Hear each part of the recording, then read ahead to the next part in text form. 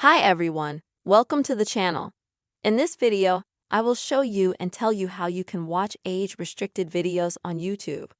Please subscribe to the channel, put your likes, write comments, and let's get started. So, of course we need to open the YouTube app to do this.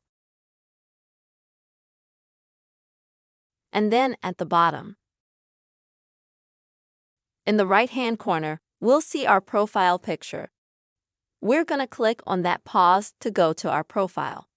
And then here at the top, we click on the gear. Here we need to select General Settings. And then we need to find the Restricted Mode section. And in order to watch age-restricted videos, we need to make sure that this feature is turned off.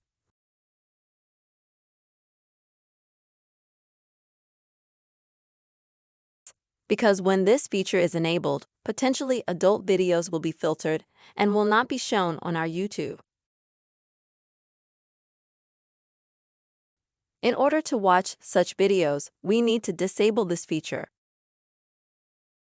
And now YouTube will show us potentially adult videos, and we will be able to watch them. This is how we can remove YouTube's age restrictions and watch videos. I hope this video was helpful to you. Be sure to subscribe to the channel, put your likes, write comments. See you later.